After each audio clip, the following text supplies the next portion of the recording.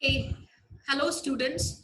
Today we are going to learn Turing machine, the last unit of automata theory. Turing machine is the most important and the most powerful automaton that has been designed by Alan Turing. We have learned earlier what is a DFA, what is a PDA, and today here we are to learn what is a Turing machine.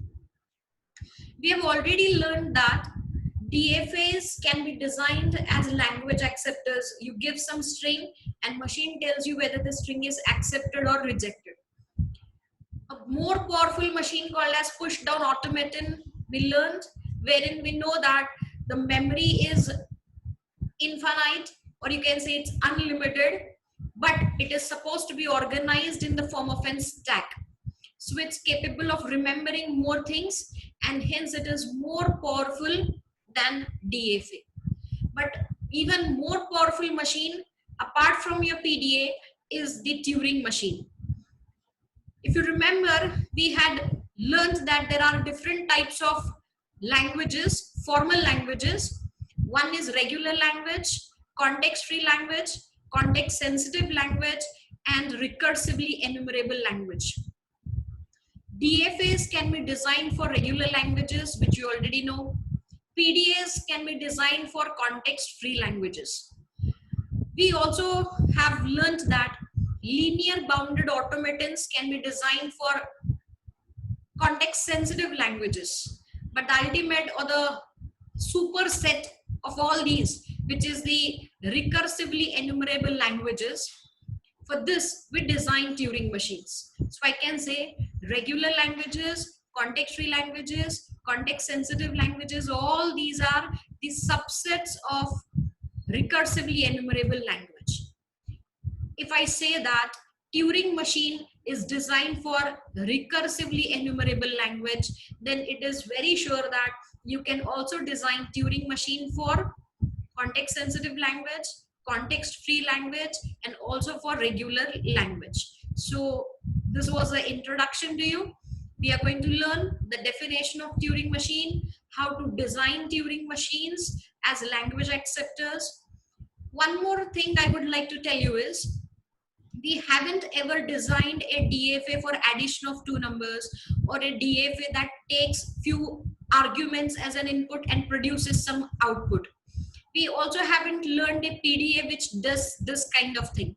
But yes, we are also going to learn Turing machine as a computable Turing machine, where you provide some input parameters to it. It will process those input parameters and will produce some output for you. So we can have Turing machines as language acceptors, as well as we can have Turing machines as computable Turing machines. So they are capable of computing something for you. So the answer will be directly an output rather than accepted or rejected. So let's look at the history.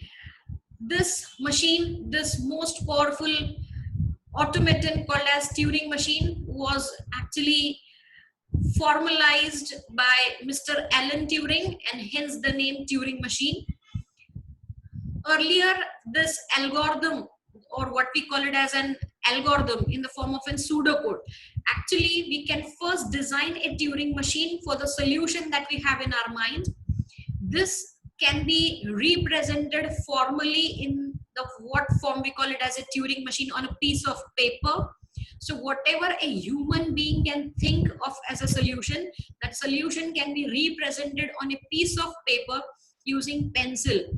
That's it. So your solution is represented, but this representation has to be standard. Standard itself means it has to be formal, and this formalization was done by Mr. Alan Turing, and hence the name Turing machine. Then we are also going to learn, as I said, Turing machines as language acceptor. So you can see here the picture of Mr. Alan Turing. If it's, you can see here, it was invented in 1936. So it's a simple mathematical model of a general purpose computer. So when I say general purpose computer, whatever can be thought by a human being can be done by a Turing machine, and vice versa. So I can say this is a hypothesis which is put forth by Mr. Alan Turing and Mr. Church.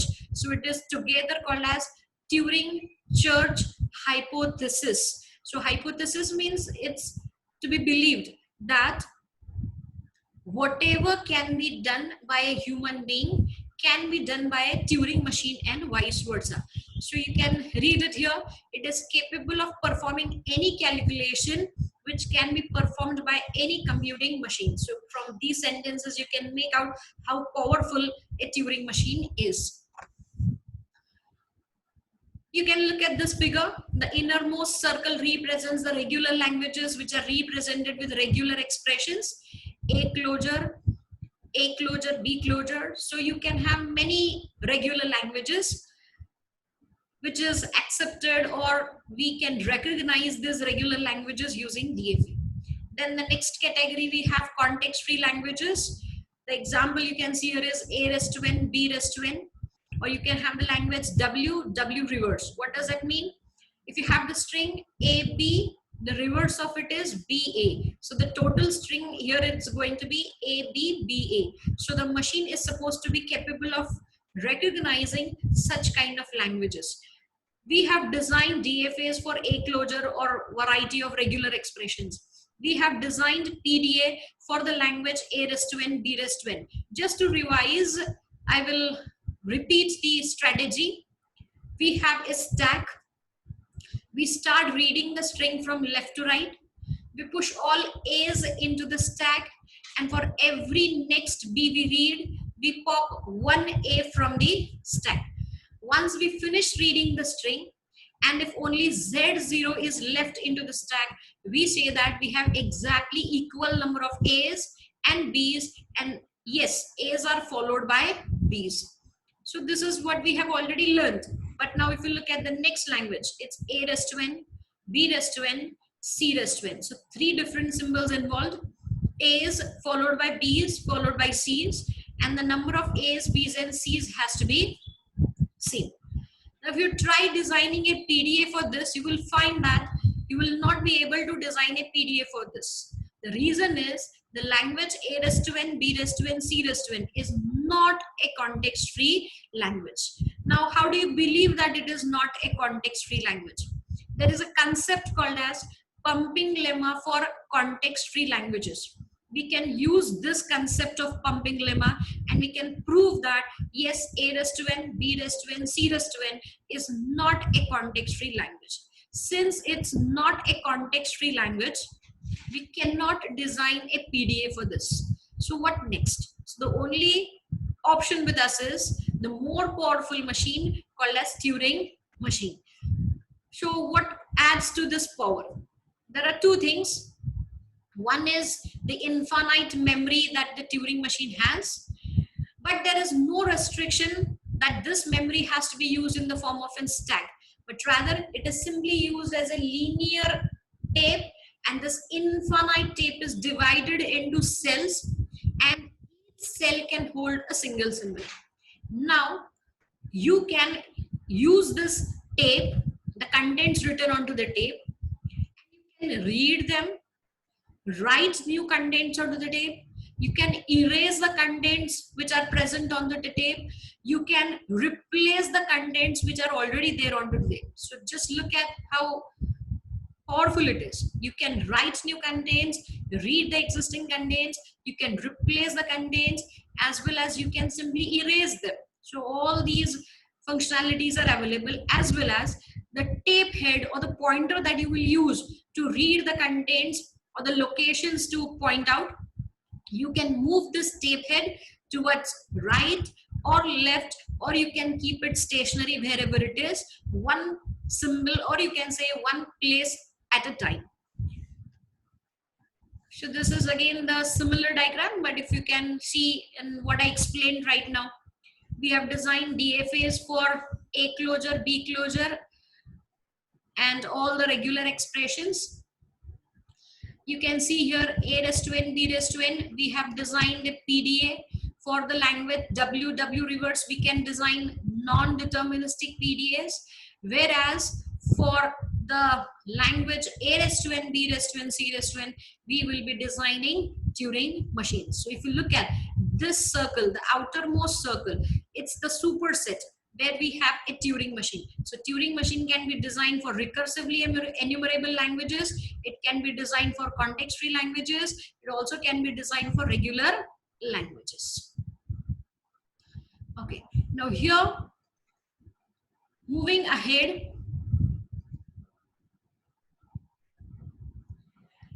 we will now learn how to design Turing machines, and while designing Turing machines, we'll also concentrate on what is a single transition in a Turing machine.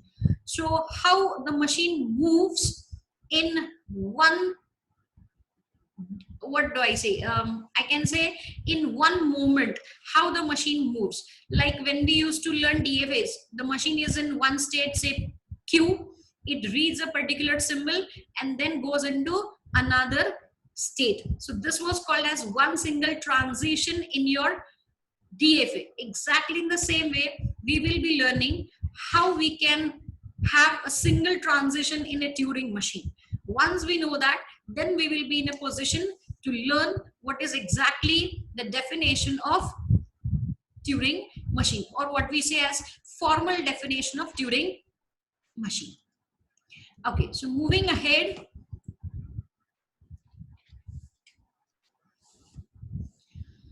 the Turing machine model, as I said, you can see here this infinite tape. Capital B stands for blank. Blank means there's nothing onto the tape. Then we have the symbols x1, x2, x3 up to xn written onto the tape, and the remaining cells are blank. This finite control can remember the current state in which the machine is, the current symbol that the machine is reading, and what the machine is supposed to do. So we can call this as a tape head, or we call it as read-write head. The tape is divided into cells and it is of infinite length, and this tape head can move towards left or it can go towards right. Okay, so we, as I said, will learn what a single transition of your Turing machine is. You can see here the Turing machine is defined as a 5-tuple mathematical model of a machine with these 5 tuples. Capital Q, the set of states, which is finite certainly. Sigma, the set of input alphabets. The sto is the set of tape alphabets. Earlier, the sto was acting as an stack alphabets, but in which unit? The unit which we learned for PDAs. Here we are learning Turing machines. So here for Turing machines, we are not using a stack, but it's a linear tape. So hence we call this as the set of tape alphabets. Q0, yes, it's the initial state, and delta stands for the transition function. Now let's go into the details. Q, as I said, is a finite set of states. But apart from these finite set of states, we have something special in Turing machines. One is called as HA and the other called as HR. HA stands for halt with acceptance, whereas HR stands for halt with rejection.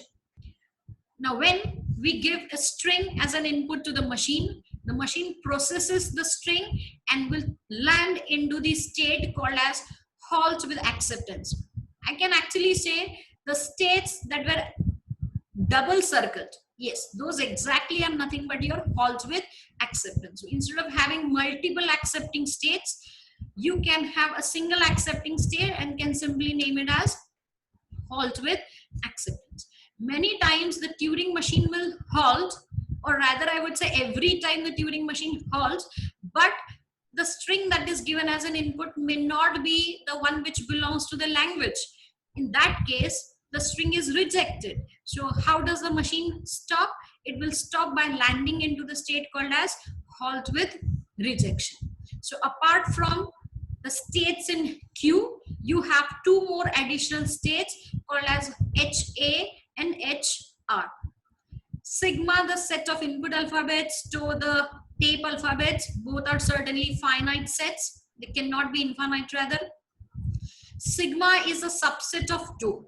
When we talk of tape alphabet. See, I said you can read the contents, write, erase, replace, do anything with the tape contents.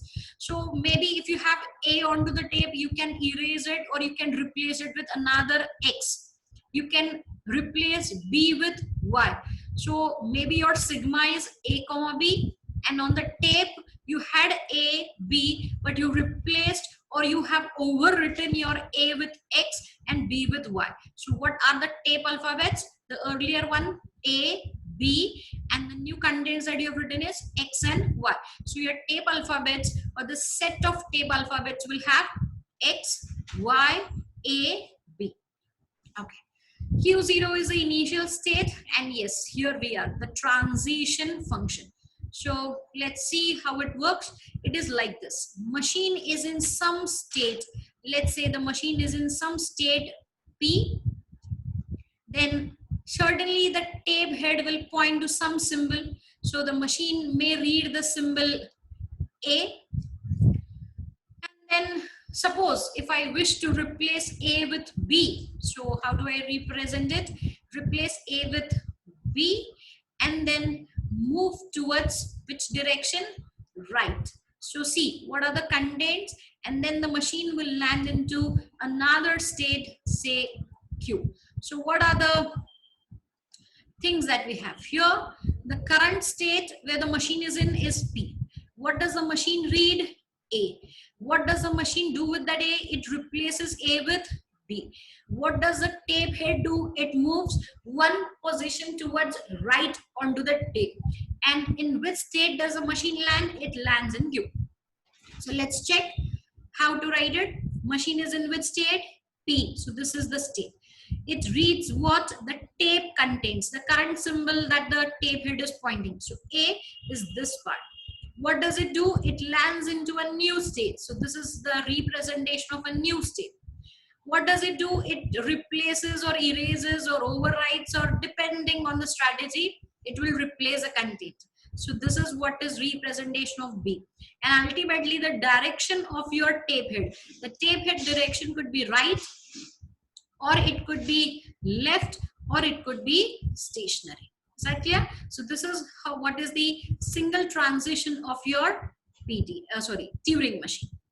Okay, now moving ahead, I again can show you here the read write head. Suppose if you have A here, you can read it, replace it, overwrite it, and depending upon your own decision or strategy, you can move this tape head towards left or right, or you can keep it stationary. Okay, now here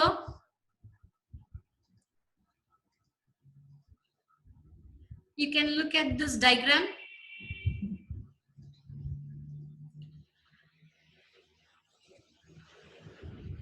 Now look at this. At time instance 0, the tape head is pointing to which symbol? A. So the machine is reading with symbol A. At time instance 1, what has happened? It has replaced this A with which symbol? K, and the tape has moved where? Towards left. So what are the actions? Machine reads the symbol A, overwrites it with K, and the tape head moves towards left. These are many simple diagrams you can just go through. You can see here A, B, A, C is the input string which is already written or present on the tape. Then where is the tape head placed?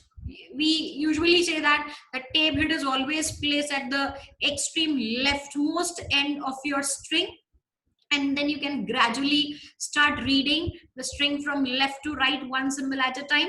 And in case if required, you can move your tape head towards left or right, or you can keep it stationary. Okay, so this is different representations like I had drawn earlier.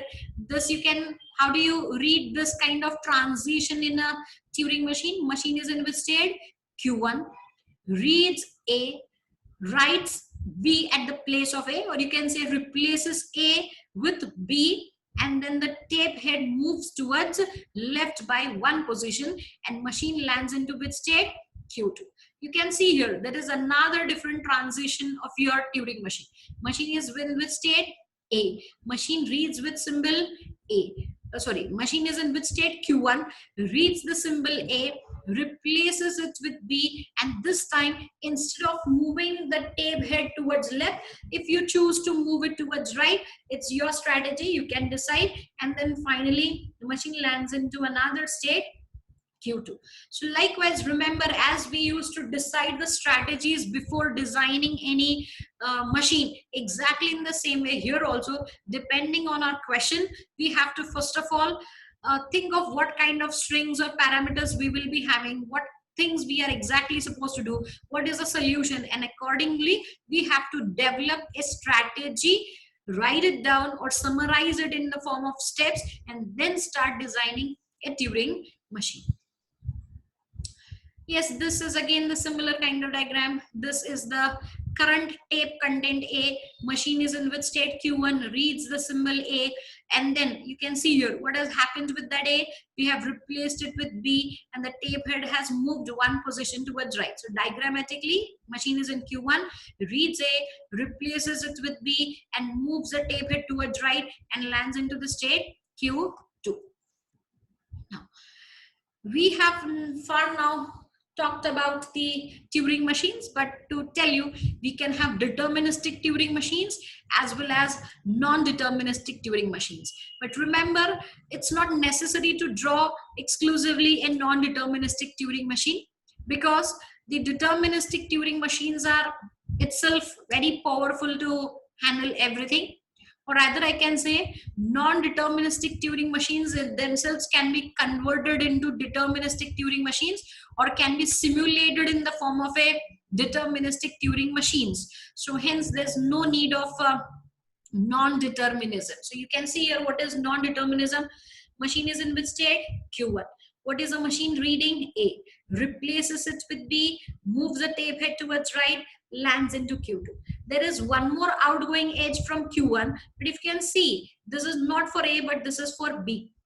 If the machine, instead of reading A, is now reading B, it replaces it with D, moves the tape head towards left, and lands the machine into which state? Q3. So this is a separate different transition for the symbol A, and a separate different transition for the symbol B. But if you look at in this diagram, machine is in which state? Q1. Both the outgoing edges are handling the same symbol A. In one or this first possibility, A is replaced with B, tape head moved towards right, and machine lands into Q2. Whereas in the other, this same A can be replaced or overwritten by D, tape head moves towards left by one position, and the machine lands into the state Q3. So this is called as non-determinism. For the same symbol from the same state, you have multiple transition. But remember, we are not going to design non-deterministic Turing machines, because every non-deterministic Turing machine can be converted into a deterministic Turing machines, which are very powerful and capable enough to handle all the languages. Okay. Now here, if you look at the example here is A, B, A, C is the string here. Machine is currently in which state? Q1. You can see here. So what is the machine reading right now? The machine is reading, yes, with symbol, it is reading C. Now, where is the machine? In Q1. If you look at the diagram, this diagram only provides you transitions for which symbol? A, and the other is B. So where is the transition for C? So are you getting the problem? Are you getting the confusion here? The ambiguity here? The machine is in which state? Q1. You can read A and replace it with B and do this action, or you can read B and do this action and move ahead. But we aren't reading A, we aren't reading B, but rather we are reading which symbol? We are reading C. And if you look at, there is no transition at all for the symbol C from the state Q1.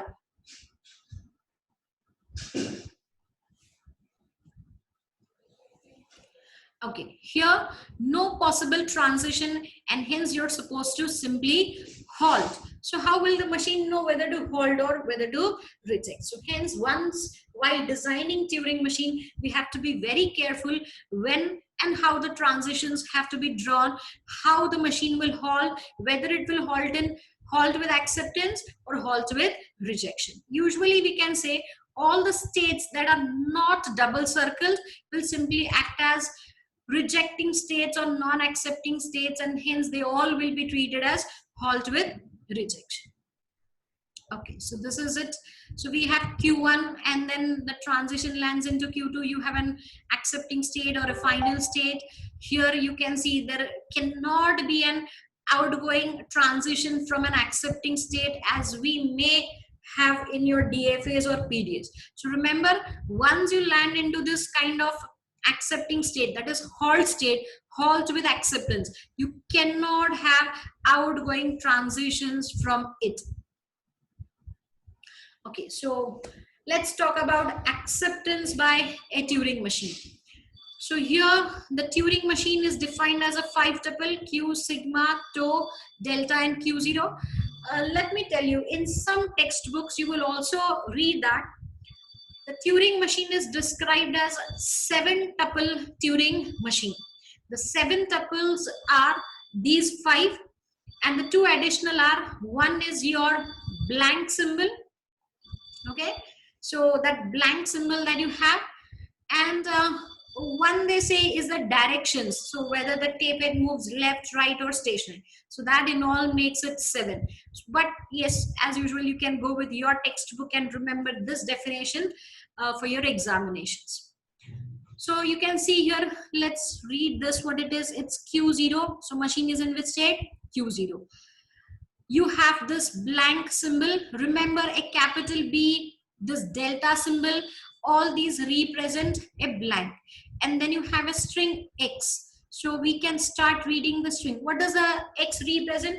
W, X, Y, and Z. Usually the last alphabets in the letters or alphabets are used to represent strings. Whereas the initial A, B, C, D, E, all those, these are usually used to represent single symbols. So here what does X represent? The entire string. The string whose length may be null, a string whose length may be 1 or 2 or it depends. It can be infinite. Now what is this in between? It simply represents that T. That means you are using your Turing machine T. What does that star represent? It represents that you can use multiple transitions. See, suppose if you have a string with 5 symbols into it. So certainly you have to use 5 transitions of your machines. 3 if you have symbols, 3 transitions. If you have 1 single symbol, 1 transition. So depending upon how many symbols you have in your string, those many transitions of your machine you need to use. See, maybe after you finish reading this entire string, then what is important is you may have some symbols, say represented some string remaining on your tape, say W, and then you are already have reached halt with acceptance, and Y represents the remaining part that you might not have read, or the remaining part. But what is very, very important is that you have reached the halt with acceptance. The minute you have reached halt with acceptance simply means that the string is accepted by the machine and hence belongs to the language represented by your Turing machine T. Okay, now let's see a very basic Turing machine which has been designed for a regular expression or a regular language. So you can see here, what is it? It's a closure. So this language has all the strings that are simply made up of all A's. Single A, 2 A's, 3 A's, 4 A's, or infinite A's that you can have. You simply have to find out whether your string is made up of A's only. Nothing to remember, nothing to count, only to check whether the string is made up of A's or not. So the simple normal strategy, a very common sense you could say, will be start reading the string from left to right, 1 symbol at a time. Once you finish reading the string, and if you observe that are only A's, you simply land into the halt with acceptance. So you can see here, start in your initial state Q0, read A, keep it as it is and move towards right. Another A, read it, keep it as it is, move towards right. Another A and another A and another A. So as many A's as you read, keep them as it is and keep on moving your tape head towards right. And ultimately, when you reach the extreme rightmost end, you have confirmed that there are only A's into the string and you can land into the halt state. So this Q1, which is double circle, is actually your halt with acceptance. So let's take a sample string. So this is the tape content. We have a blank. So the string is suppose 2 A's and the third A and the fourth A and the fifth A, and you have a blank here. So where is your tape head initially? Let's start with this place. So we are here. So according to this strategy, read this A, move towards right. Read this A, keep it as it is, move towards right. Read this A, keep it as it is, move towards right. Read this A, keep it as it is, move towards right. Read this A, keep it as it is, and move towards right. And finally, you are here. So which state we are? First A, second A, third A, fourth A, and the fifth A. And ultimately, we have reached this blank. So the minute we reach this blank, which itself is sufficient to tell us that we have reached the extreme right end of our string, and we declare that the string is accepted. I hope all of you have understood this. Okay. Now let's see few more examples. So yes, this is another. I had taken a string with 5 A's. This is with 3 A's. You can take 10 A's, thousands and lakhs of A's. The machine will simply read. And if you have only A's, it will halt and accept the string. Okay. Now here, let's start reading another example. Let's see what is this. We have a string A, B, A. Now we are supposed to read. Look at this first of all. What does the machine say? Read A and move towards right, keep it as it is. If you have B, keep it as it is and move towards left. Again, if you have A, read it, move towards right. Again, if you have B, read it as it is, move towards left. Keep on doing this, and when you reach the extreme right end, keep it as it is, move towards left or right, or you can remain even stationary, and you can simply accept. Now, if you look at the string above, do you ever think it will reach the extreme right end? No, certainly not. Let's start. Let's check. Machine is in which state? Initial state, Q0. So we are here. We read A. As per the strategy, keep that A as it is and move towards right. So we will be here. Okay. Now what does the machine do? It reads this B and again move towards left. Again, according to the strategy, read this A, move towards right. Read this B, move towards left. So we will be like left, right, left, right, left, right. And yes, as you say, we will be stuck in an infinite loop. And the machine will never reach or land into the halt state. So remember, when you design a Turing machine, make sure that it does not get stuck into such kind of infinite loop. So because of the infinite loop, the final state cannot be reached, the machine will never halt, and the input is not accepted. So one should take care of these things when designing a Turing machine.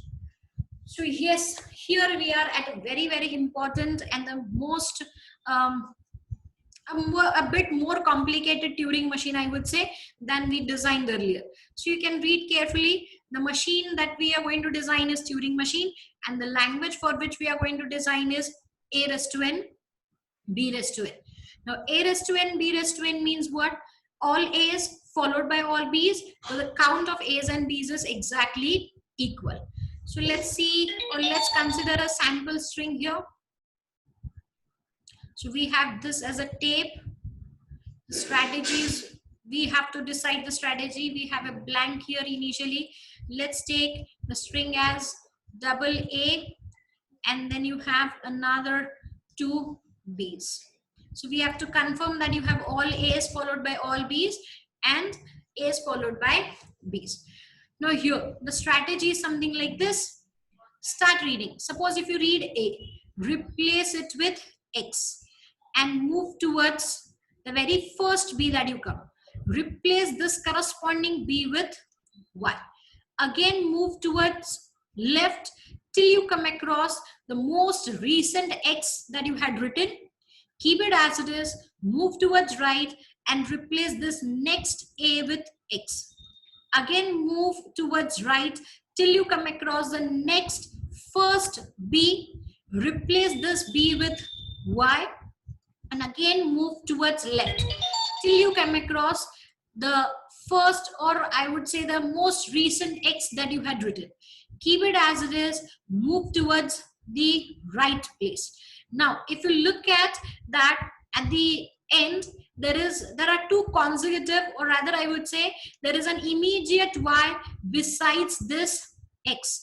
Keep on reading these Y's, and once you know that, immediately after Y there is a blank. That means there are exactly equal number of A's followed by those many number of B's, and we have successfully converted A to X, B to Y, and we have also ensured the count. So that's how we can design a machine. So let's have a look at it. So here we are. This is our initial state, Q0. So we are here. We read A, we replace it with X and move towards right. In between, whatever A's and Y's and whatever we have, we keep them as it is and keep on moving towards right till we come across the first B. We replace or overwrite it with Y and move towards left. Again, while moving towards left, in case if you have Y's in between, keep them as it is, keep on moving towards left and A's and S. As I said, move back till you come across the most recent X that you have. Replace this, or rather I would say keep this X as it is and move towards right. Again, if you have another A, replace it with X, the corresponding B will be replaced with Y, and this cycle goes on and on and on. And finally, you will notice that instead of having A on the right of this X, you will have Y on the right of this X. So the minute you have this Y, keep on reading all those Y's and keep on moving towards right. And when you reach the extreme rightmost end, which we will encounter with a blank, you can land into the state halt with acceptance. So we have ensured that you give the string as an input, this machine works onto it, and the machine tells you whether the string is accepted or rejected. So I again repeat, what kind of Turing machine is this? A Turing machine as a language acceptor. You give a string and the machine will tell you whether the string is accepted or rejected.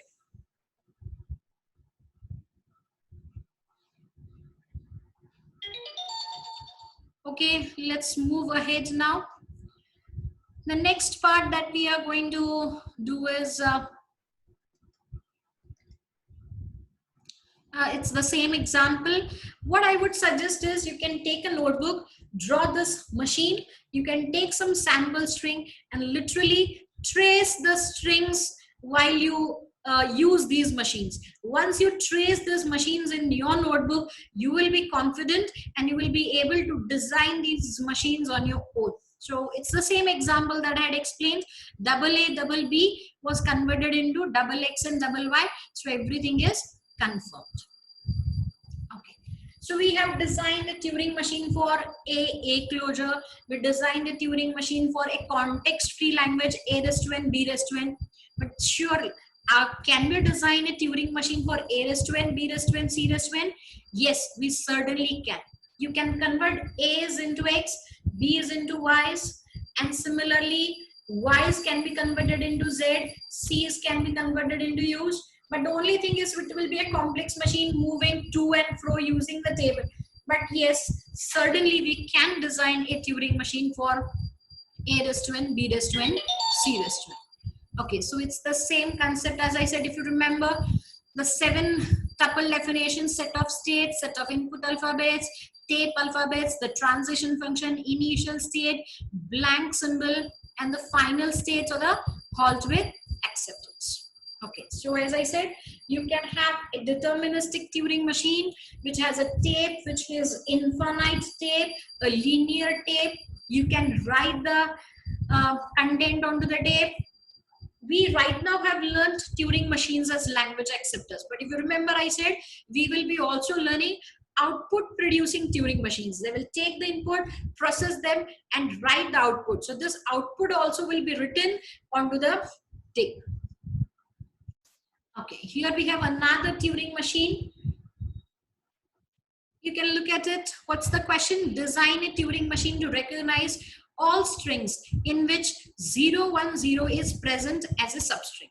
Now just think of what kind of strings will you have? A string which is a combination of zeros and ones. Suppose if you have the string made up of all zeros. So should your machine accept the string? No, because it doesn't have the substring 010. If the string is made up of all ones, do you have the substring 010? No. So the machine should again reject it.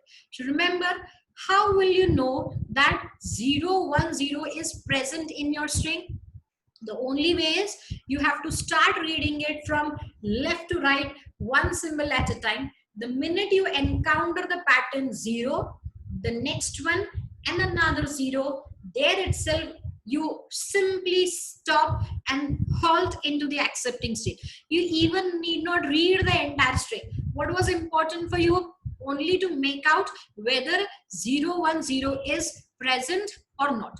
The only way is start reading from left to right. The minute you encounter the very first occurrence of 010, there itself you can land into the halt state. So let's see how it has been designed. So we are here in Q0. There are two possibilities. You may read a 0, you may read 1, but whatever it is, either 0 or 1, simply keep on reading and keep on moving towards right. So if you have successive ones, keep on reading them and move towards, keep on moving your tape head towards right. But the minute you come across 0, keep it as it is, move towards right. But after that, if you have successful zeros, keep on reading them, land into the same state Q1. But if you can observe, after a 0, next you have is 1. But if you have again multiple ones, you can return back to the original state and keep on reading your multiple ones. But the minute you have 0 followed by 1 followed by another 0, you can immediately say that yes, the substring 010 has been encountered, and you can land into the state halt with acceptance. Students, I again request you to actually draw this machine again in your notebook. Take a sample string, or rather I would say different variety of strings, those which are correct, those which you're wrong, and literally trace this machine state wise, line by line, symbol by symbol. This will make you understand very well as it will help you to design also. Okay. So again, I would summarize, language L is a recursively enumerable language for which we have designed a machine M, which is a Turing machine. If the input string W belongs to the language L, that means the machine will accept it and it will halt, as well as how will it halt? It will halt by landing into which state? Final state. But if your string does not belong to the language, then machine M will reject the string and it will either land into any one of the non-accepting states, or what you call them as non-final states, or sometimes it may also get stuck into an infinite loop. Remember, these recursively enumerable languages are produced by unrestricted grammars. So what are unrestricted grammars? This type of grammars. U gives rise to V is a sample production.